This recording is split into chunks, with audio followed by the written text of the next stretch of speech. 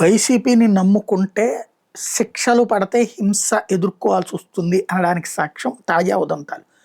TDP కూటమి నేతల వేధింపులు తాళలేక ఓ వ్యక్తి పురుగు మందు దాగి ఆత్మహత్య చేసుకున్న ఘటన చిత్తూరు జిల్లా గంగాధర నెల్లూరు మండలం రామనాయుడుపల్లిలో సోమవారం చోటు చేసుకుంది. రామనాయుడుపల్లికి చెందిన వైఎస్ఆర్సీపీ సానుభూతిపరుడు బాబు సోమవారం ఉదయం తన ఇంటి వద్ద పురుగు మందు దగ్గుతుండగా గ్రామస్తులు గుర్తించి ఆసుపత్రికి తరలించారు. చికిత్స పొందుతుండగా బాబు మృతి చెందాడు. టీడీపీ కూటమి ప్రభుత్వం ఏర్పడి నాటించి స్థానిక నేతలు తాను వేధిస్తున్నట్టు సూసైడ్ నోట్లో రాసింది. గ్రామంలో భూ వివాదం మీద అధికార పార్టీ నేతలు తనపైన మరికొందరిపైన పలు కేసులు నమోదు చేయించారని నోట్లో మృతుడు పేర్కొన్నారు. తాను వైఎస్ఆర్సీపీ సానుభూతిపరుడు కావడం వల్ల కేసులు నమోదు చేసి పోలీస్ స్టేషన్లు కోర్టుల చుట్టూ తిప్పుతుండడంతో ఆ వేధింపులు భరించలేక బలవర్మరణానికి పాల్పడుతున్నట్టు ఆ లేఖలో వివరించుకొచ్చారు.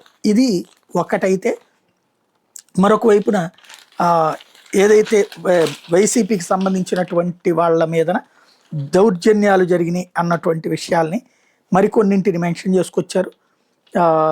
ఏదైతే తిరుచానూరు పోలీసుల మీద తిరుపతి కోర్టు ఆగ్రహం ఒకటి, ఇంకొకటి ఏదైతే టీడీపీ గూండాల దాష్టీకం అంటూ వైఎస్ఆర్ స్టిక్కర్ వేసుకున్నందుకు వైఎస్ఆర్సీపీ నేతల మీద టీడీపీ గూండాలు దాడి చేసిన ఘటన సోమవారం పల్నాడు జిల్లా మాచర్లో చోటు చేసుకుని వెల్దుర్తి మండలం మందాడి గ్రామానికి చెందిన వైఎస్ఆర్సీపీ నేతలు పులి కృష్ణారెడ్డి, గాజి శ్రీనివాసరెడ్డి వ్యక్తిగత పనుల నిమిత్తం మాచర్లకు వచ్చారు.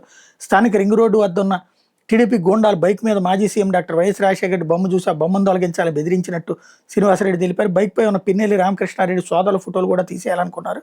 తొలగించమని చెప్పడంతో రాడ్లు కత్తులతో దాడికి దిగబడ్డారు. పక్కనే ఉన్న కొందరు శ్రీనివాసరెడ్డి కొంచెం పక్కకి లాగడంతో త్రుట్లో తప్పి చెవికి గాయమైంది. శ్రీనివాసరెడ్డిపై దాడి జరుగుతోందని తెలిసి అక్కడికి వచ్చిన కృష్ణారెడ్డికి పైన సైతం దాడికి తెగబడి తీవ్రంగా గాయపరిచారు.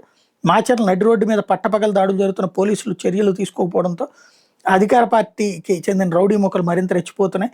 నిత్యం దాడులకు తెగబడుతూ సామాన్యుల మీద కత్తులతో విరుచుకుపడుతున్నారు. బాధితులు మాచర్ల ప్రజలు ఆవేదన వ్యక్తం చేస్తున్నారు. ఘటన మీద ఎటువంటి ఫిర్యాదులు అందలేదని Macherla town in charge C Nafeez Basha చెప్పారన్నట్టు వార్తని హైలైట్ చేశారు. ఇక్కడ సమస్యల్లో ఏంటంటే కంప్లైంట్ ఇస్తే తీసుకునే పరిస్థితుల్లో వీళ్ళు ఉన్నారా అన్నటువంటిదే అసలు సమస్య.